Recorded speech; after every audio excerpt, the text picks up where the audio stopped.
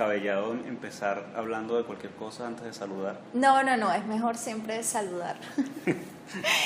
Vamos a tratar de mantener un esquema y de respetarlo, así que Es verdad.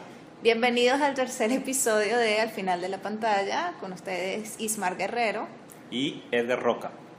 Bueno, el día de hoy, como muchos días, vamos a hablar de lo que nos ocupa, preocupa e inspira del cine, y el tema al que le dedicaremos el episodio es a esas películas de grandes elencos o películas de ensamble, pues, ¿qué es lo que consideramos una buena película de ensamble? Es lo mismo a tener un gran elenco, es lo mismo a que hayan simplemente una marquesina repleta de grandes actores, la historia. Entonces, bueno, vamos a reflexionar acerca de aquellas que consideramos que cumplen y que pueden estar, digamos, establecidas dentro del canon de lo que se considera una buena película de ensamble. Bueno, yo cuando me planteaste el tema, sentí que no sabía nada, pero en realidad hemos crecido con esas películas. Sí. Al menos son películas que sobre todo en los 90 vemos, hablemos por ejemplo Robert Altman, por ejemplo en Vidas Cruzadas. Exacto. Una película, allí era todavía más complejo porque no era solamente un elenco coral, sino una película de varias historias que en algún momento Vidas Cruzadas se llama la película. O ver a por ejemplo, más en el siglo XXI, a Crash, o el mismo estilo de Tarantino de tener un grupo de actores reconocidos como en Pulp Fiction, que tiene a Uma Thurman y tiene a Travolta y tiene a Bruce Willis, ¿verdad? Sí. Entonces, esa es una película, un ejemplo, y no es que a nosotros nos encante Tarantino, pero lamentablemente ha transversalizado un poco el cine en los últimos 20 años.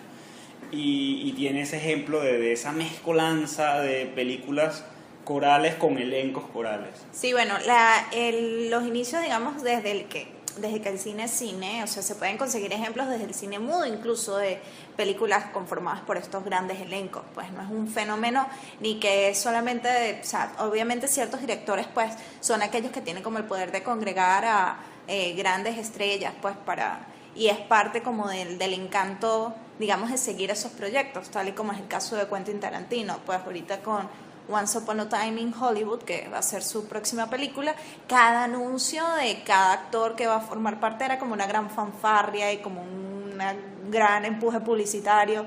Brad Pitt y luego Leonardo DiCaprio y luego Margot Robbie, y entonces como que bueno, se hacía un evento, ¿no? ¿Y va a estar De Niro y Pacino en esa? No, creo que Harvey Keitel va a estar. Ah, ok.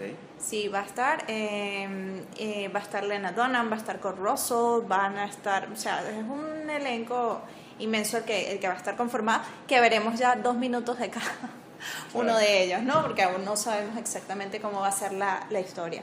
Pero me parece interesante lo que decías, colocando el tema de Robert Altman y de Vidas Cruzadas o Shortcuts, había una crítico que se llama Loquacious Muse, que ella hacía como una distinción entre un gran elenco y un gran ensamble. Lo hacía a partir de las categorías de las premiaciones de los SAG, del sindicato de actores. Y decían, el sindicato de actores suele premiar el mejor elenco en una película, en una película, y que es como el mejor película de ellos, como la premiación a la mejor película. Y bueno, siempre existe estadísticamente que no hay película que haya podido ganar sin conseguir una nominación por parte del sindicato, porque el sindicato es como el sector que más votantes de la academia tiene, entonces había una correlación allí. Pero ella decía que había que hacer como la distinción de que hay películas que tienen a muy buenos actores, pero las películas que se merecen, digamos, este honor son aquellas en las que esos actores realmente están brindando su mejor interpretación y están brindando su mejor interpretación a la historia. Y Linda Cowell, que es una académico, iba incluso más allá a hacer la distinción de que para ella una buena película de ensamble es inevitablemente que se interrelacionen las historias de estos personajes. Pero ella dice, si las vemos separadamente es interesante, pero para ella la idea de un mejor o de una buena película de ensamble es la química que existe entre los actores y cómo se maneja la historia, ¿no? Cómo existe ese equilibrio No que todas las historias van a tener la misma importancia, pero sí que estén bien manejadas sus tramas dentro de la historia. ¿Y hacen un cálculo estadístico de eso? No hacía un cálculo, sino hacía ella, o sea, era como su apreciación particular de lo que consideraba ella una buena película ensable, más allá de una película con un buen elenco, pues. Entonces, ahí, digamos, tenemos una distinción clara, porque podemos, obviamente el cine de Robert Altman, pues tenemos muchas de estas historias, o la última, la más reciente de los Coen, la balada de Buster Scruggs, que son como estas pequeñas historias que podríamos, obviamente, vemos ese cartel con todos esos nombres y es magnífico, pues está el James talento, Franco, está Zoe Kazan, está Stephen Root, está Tim Blake Nelson, o sea, todos estos actores de carácter que están haciendo que quizás este todos esos trabajo. no son tan taquilleros. No es tanto la taquilla, sino son actores La de calidad. carácter, pues. Claro. Entonces es que sabemos que van a ser como una interpretación. Está Tom Waits, y que tiene como un segmento solitario. Está Liam Neeson. Entonces, bueno, es interesante ver esta distinción, cómo se maneja, que yo pondría también allí, bueno, y tú me lo comentabas, relatos salvajes, ¿no? Que estaría entrando en Son esta categoría. 6 cuentos y 6 de... Lo que pasa es que también, y ahora vamos a ese punto, Sí. es lo que es tener un Star System. Argentina tiene un Star System. Venezuela no tiene un Star System.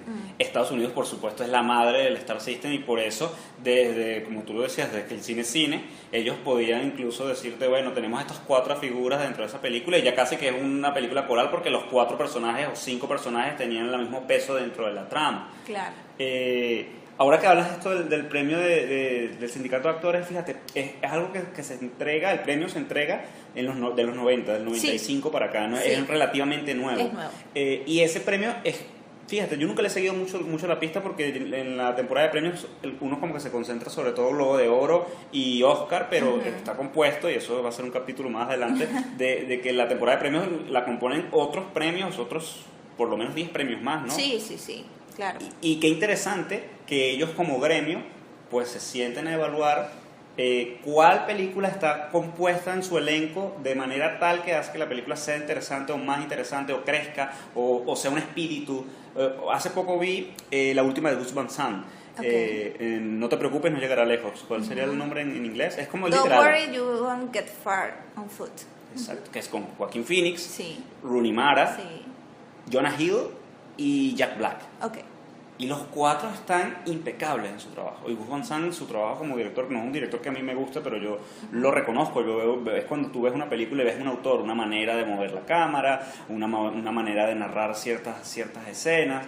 Y unos actores que estaban cómodos con ese director, y que además entregan lo mejor vemos a Jonah Hill haciendo un papel de homosexual, que no lo tengo en mi cabeza, no creo que haya hecho otro papel similar. Y a Jack Black y a Rooney Mara en un reparto, como no son principales. Pero mi hermano, que no es una persona que le guste mucho el cine, Sí. por ejemplo, le llamó la atención porque reconocía a las 4 del cartel, pero si va a ver la película, se va a llevar un golpe, porque es una película de autor, es una película distinta a lo que propone eso, ¿no? El afiche con esas 4 estrellas. Pues son estrellas los 4, Sí. superestrellas, gente que tú reconoces. Jonah Hill, Jack Black, de la Bueno, y comedia. es interesante que hagas mención a esa película, que son, digamos, 5 actores solamente, ¿no? 4 actores, perdón. 4. Y porque precisamente el argumento de Loquacious News en su artículo era que no necesariamente tenía que ser un gran elenco. O sea, no tendrían que ser 10 actores. Exacto, no tenían que ser 10. Entonces ella precisamente confrontaba un poco la elección cuando los votantes del sindicato se confunden en premiar el mejor elenco, considerando que es premiar mejor película. Y lo hacían, ella colocaba como ejemplo Slumdog Millionaire, que ganó en su momento como mejor elenco. Ella decía, es una buena película, que eventualmente terminó ganando como mejor película, pero no era el mejor elenco. O sea, no era el mejor elenco si se contrastaba con las otras películas que estaban nominadas, que habían que era una serie de actores, obviamente, brindando sus mejores interpretaciones, pues. Entonces sí es interesante, incluso cuando analizamos el tema de un ensamble, irnos más allá y tratar de recordar las historias que caracterizan. Uno de los mejores, digamos, premios, o sea, otorgados por el sindicato, o sea, me parece muy acertado, fue el que le dieron a Hidden Figures, como mejor elenco en su momento, y ella estaba compitiendo en la película con ganadores del Oscar, la eventual ganadora del Oscar, que fue Moonlight.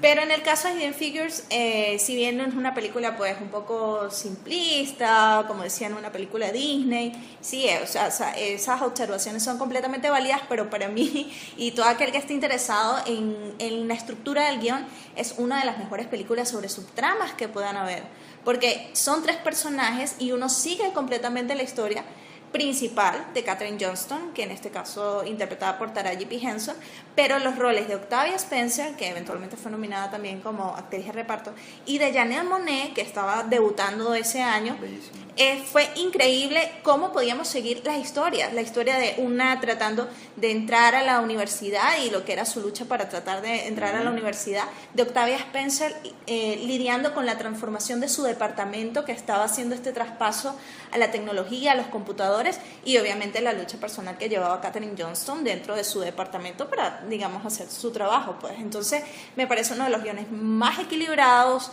Yo perfectamente podía ver una película completa de cada uno de esos personajes, pero aún así verla de esa manera, con la proporción dedicada a cada una de esas mujeres y de sus historias, me pareció un logro de guión, pues, de estructura, sí. y fue importante que fuese destacado, de la misma manera en cuando su año ganó Bastardos sin Gloria, que eventualmente la que gana ese año es The Hurt Locker de Catherine Bigelow, pero Bastardos sin Gloria fue la premiada por SAG, y también vemos eso, un elenco congregado para contar una historia de la mejor manera posible desde distintas aristas, pues, que estaban trabajando en torno a uno mismo. Y allí pues vamos a Robert Altman con Nashville, que él toma el escenario, es lo común, y vemos todas estas aristas desde lo político, desde lo musical, desde lo cultural, desde las relaciones interpersonales que se desarrollan dentro de Nashville. Entonces, bueno, es interesante como analizar eso entre aquellas que tienen un buen equilibrio, aquellas que son simplemente un conglomerado de buenas historias, como I'm Not There, que es una de las biografías más interesantes y más inventivas en mucho tiempo, pues. Entonces es interesante analizarlo desde la perspectiva de la actuación y desde la perspectiva del guión. ¿Qué es lo que el guión le ofrece a cada uno de estos Sería personajes? chéverísimo compartir también con quien nos siguen, quien nos escucha semanalmente, cuáles son esas películas de ensamble que le gusta a la gente. Yo recuerdo una que a mí en lo personal me encanta, que es Magnolia, de Paul Thomas Anderson. Ajá. Que es una película, bueno, dura 3 horas. Paul Thomas Anderson es uno que, digamos, se especializa también, porque está Magnolia, que es la que hablaríamos, que son historias independientes, que tal vez alguna cruce con otra, y luego está Boogie Nights, que sí son todo un gran elenco. Boogie Nights fue primero, fue primero que fue Magnolia. primero. Fue primero, Boogie Nights. Exacto, está Julianne Moore, está Mark Wahlberg, es el protagonista, sí. ¿no? Sí. Sí, exacto. Mark Wahlberg es el protagónico, todos los demás son reparto.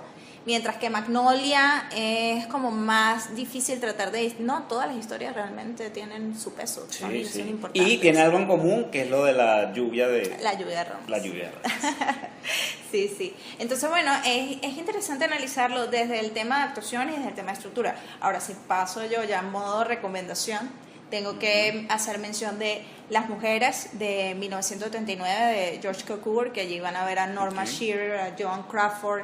Es como una de estas películas de grandes elencos, las mejores actrices, las más taquilleras de su momento, bueno, congregadas en esta tremenda historia. Y allí vemos, hay un rol de nuestra heroína, Norma Shearer, está el rol de la villana, Joan Crawford, está el rol de la mejor amiga, Rosalind Russo, y luego toda esta amalgama de mujeres que tienen estas participaciones, bien sean 2 escenas, 3 escenas, pero son memorables cada una en lo que están haciendo, y bueno, hacen que eleven como la historia, y lo hacen, además que la historia es increíblemente entretenida. Bueno, fíjate que volviendo a eso, una de las cosas que más me gustó de la última de Gus Van Sant, hablando de esto, es la participación de Jack Black, que uno está acostumbrado a verlo de comediante famoso por su parte como humorista, y tiene 2 escenas en la película, pero son 2 escenas donde tú dices, wow, Jack Black puede hacer eso también, puede actuar y puede darte una verdad. Bueno, yo soy una defensora de Jack Black desde mucho tiempo. A mí sus roles de comedia me encantan, obviamente,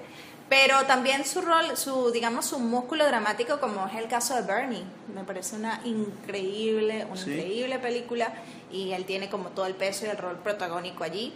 y bueno, nada, y él puede, digamos, ejercitar ambos músculos, bueno, yo lo el recuerdo, del drama y el de la comedia. incluso hasta de la ternura. ¿Tú te acuerdas de esa que siempre pasan mucho por cable, que es la de que es con Kate Winslet? Sí, son buenos de actores. Holiday. Esa es otra que es como un ensamble, ¿no? De Bueno, Holiday. es que si vemos, exacto, hay grandes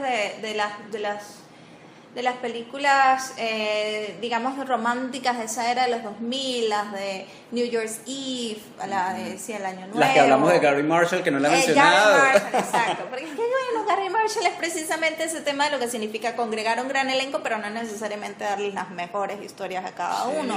Hay segmentos, se pueden destacar uno que otro segmento, una que otra escena, pero no funcionan, digamos, por completo, pues la película. Entonces allí, por eso vuelvo al guión, como que es importante, no importa cuán breve o cuán amplia sea la participación, pero sí que el rol que cumpla no quede como en el aire, o no sea un momento en el que uno está viendo en pantalla y diga, wow, ya estoy aburrido de este personaje, quiero pasar a la historia del otro personaje. ¿Tú recuerdas la de Año Nuevo que hizo él?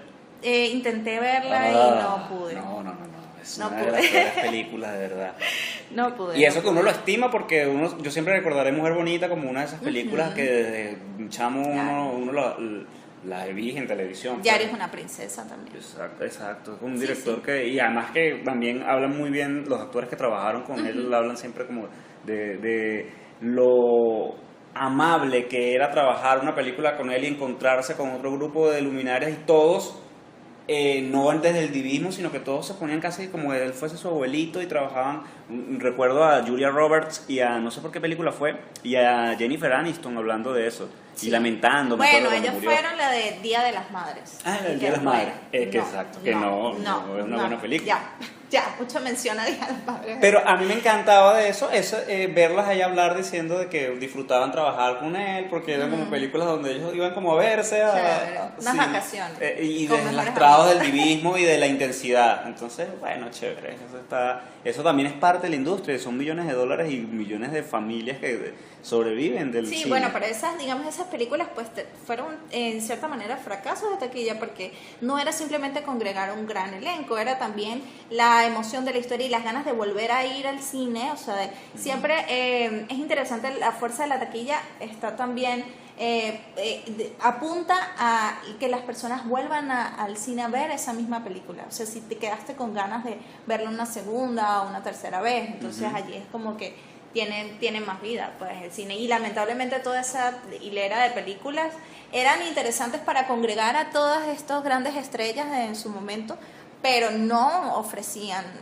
gran cosa a como historia no. Personajes. Era como, bueno, si quieres ver como últimamente, y disculpa que diga esto, pero lo he escuchado ya 3 veces este fin de semana, de que la gente quiere ir a ver Aquaman por ver a Jason Momoa. Mujeres, 3 mujeres, la he escuchado hablar así, Jason Momoa. Pero bueno, eso también es parte, ¿no? De este juego, de este negocio, de este arte, ¿no? Bueno, pero es interesante que toques el tema de Aquaman, no por Jason Momoa, sino por que las películas de héroes se han convertido ahora en estas películas de grandes ensambles, y vemos como algunas son fracasos estrepitosos, mientras que otras sí logran perfeccionar la fórmula. Otras incluso sientan tan buen precedente que las que le siguen no terminan dando la talla, que es hasta lo que a cierto punto la gente puede hablar de las películas de Vengadores, que obviamente son las que más congregan el número de superhéroes, y aún así se podría decir que la primera y la segunda siguen siendo superiores a todas. Mientras más amplio fue el universo, se fue ampliando, como que se fue perdiendo un poco de vista las historias, y lo que estamos viendo es personajes que nos agradan. Pero no existen descalabros, creo yo.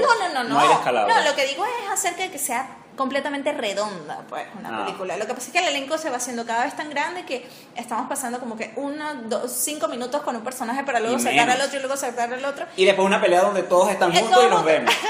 Y nos vemos, clan, clan, clan, clan, clan, es lo que escuchamos y ya. Pero es perfecto para ellos, o sea, digo para la industria. Sí, bueno. Porque entonces te permite tener, ahí sí son 10 o 12. No, es inmenso. Una de mis cosas favoritas es el análisis que hacen acerca de quién va primero que quién en el afiche mencionado. Eso es ¿Quién hace el análisis? contractual, lo hacen varios periodistas de la rama de entretenimiento, pues, y están vigilando cuándo quedó Chris Evans de primero, cuándo queda Scarlett Johansson, que creo que Scarlett Johansson es la que tiene el puesto fijo de 5, es la que va nombrada siempre como la quinta, y quién va a recibir el y el con, que son como los añadidos. Creo que el último, el que recibió esa gran distinción, que es quien es nombrado de último, fue Chris Pratt. Chris Pratt fue el que recibió. Sale de Guardianes de la Galaxia, sí, ¿no? Sí. Yo no sigo mucho a los superhéroes, lo siento. Pero no porque no me gustan, no,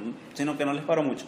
Pero debo ponerme, sobre todo, a ver más películas de superhéroes. Es que también pasa eso a veces, ¿viste? A mí me pasó en la última película, sí, temas de contratos. No, alguien que pidió estar en el tercer lugar en el afiche y estar con un crédito francés en su y bien, pues yo digo, claro, mira. Bueno, sí, es que eso es parte de las negociaciones. Sí, ahora sí, me llama la atención, no recuerdo el afiche, pero es de una de las que tengo que mencionar porque le tengo un aprecio muy grande a la película y que se ajusta al tema, que es 100 años de perdón. De Alejandro Soderman. Que bueno, es una película que logra congregar a Haroldo Betancourt, a Luz Peraza, a Mariano Álvarez y Flavio Caballero, que eran como dos estrellas del Star System, y allí aparecen juntos en la película. Callito Aponte también está allí. Entonces, esa es del 95, esa es una de mis películas preferidas venezolanas. También. Entonces aquí vemos el escenario que se puede remitir un poco a las películas tipo Oceans, ¿no? Que son varias personas con distintas habilidades, van determinadas en un plan. Aquí no es que tengan habilidades como tal, de hecho el plan es bastante mediocre, pero es con intereses muy personales y muy particulares cada uno, cuando para realizar este asalto, que es lo que van a hacer, el asalto del Banco Panamericano, que era lo que van a asaltar. Entonces, bueno, es interesante esta congregación de estas estrellas de la televisión, que era donde sí había un Star System como tal en Venezuela. Y eso es importante. Y bueno, estaban allí congregados en esta historia que siento que les daba, que la participación que tenían todos era bastante importante. En una historia que siempre la vi como una buena adaptación de Dog Day Afternoon, para mí, de Tarde de Perros. Sobre todo por el tema de Mariano, el papel de Mariano. Esa historia me llamó mucho la atención y yo dije, pero bien, fíjate que acepto esta inspiración, pues no lo veo como un rip-off. Mira la diferencia entre una industria que decide, sí, tenemos a estos actores y vamos a ponerlo allí, a una no industria como Venezuela. La realidad de 100 años de perdón y otra película que le siguió 2 años después, que se llama Pandemonium, que hizo exactamente lo mismo, hay unos personajes principales, pero además todos son superestrellas de la televisión, es que del año 92 al año 97 casi no se hacía cine en Venezuela. Entonces, como no se hacía cine en Venezuela por la crisis política, sobre todo que había, recuerda que en el 92 hubo un golpe de Estado, el presidente de nuestro país, por hechos de corrupción, lo enjuiciaron y lo sacaron, una junta de gobierno hasta que llegó todo, además lo que viene es el precedente o el antecedente a lo que estamos viviendo en este momento en el país. Tenía a la gente en el cine haciendo más publicidad y haciendo televisión. Entonces cuando salió una película, bueno, tenía a todos los actores con ganas de hacer cine y se metían en los proyectos, y vemos a un elencazo en 100 años de perdón y a otro elencazo vemos a Luis Fernández, que era un actor protagonista de telenovelas en esa época, en Pandemonium, cargando una res en la última escena, un plano. Él no habla, él solamente hace de extra. Entonces, supuestamente tenía más papel dentro de la película, pero solo sale Mimi Lazo, sale en esa película, y es así como cameos. Pero todos salen además los nombres en el póster, porque eran primeros actores famosos en todos los rincones de Venezuela. Entonces da para... Yo confío mucho en los actores. Yo soy de las personas que en el medio siempre les digo a los actores que ellos pueden salvar o crear una industria, sobre todo en este momento, porque son ellos los que tienen la cara, son ellos los que dan la cara ante el público, ¿no? La gente, tú le preguntas a alguien quién es tal director y no saben quién es tal actor. En un documental que hice el año pasado, creo que te lo he mencionado varias veces, le hice una pregunta a un niño y le dije si admiraba el trabajo de algún director, y el niño me dijo, sí, claro, me gusta mucho Zac Efron, Dwayne Johnson. Y yo le dije, no, actores no, directores. ¿Sabes lo que es un director?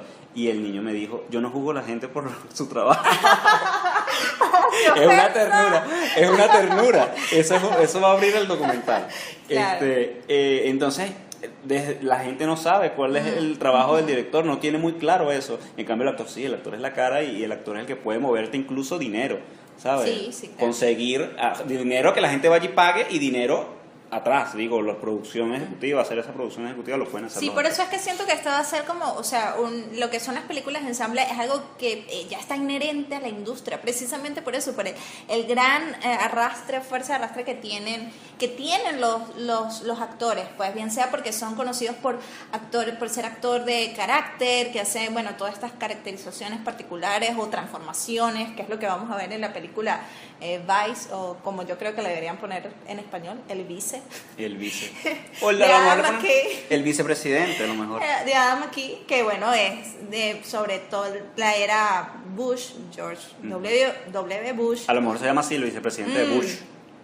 Pues que todavía más así, directo para que la gente bueno, sepa. Y veremos a Christian Bale completamente transformado, a un Sam Rockwell haciendo de Bush también completamente transformado, a Amy Adams haciendo de Lynn Cheney, la esposa de Cheney. Entonces, bueno, va a ser interesante porque sí, o sea, es algo que va a ser fijo y es importante analizarlo y es importante tratar de detectar, bueno, en cuáles, digamos, el experimento resulta ser un éxito, en cuáles se nos queda un poco cortos. Es la duración del rol, es el actor que está en el rol, no importa cuán pequeño sea, es la atención que le brinda la historia a cada trama. Entonces es interesante ir como un poco más allá y hacer una selección personal de aquellas que consideramos exitosas. Así es.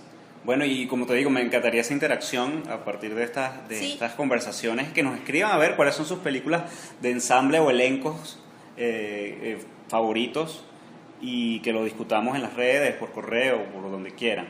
Esto ha sido ya el tercer capítulo de... Uh-huh. Sí, vamos bien. Vamos como exacto. A mí me gustaría que durara 3 horas, en realidad. No, pero la gente no creo. La gente no creo que... No, aunque, no.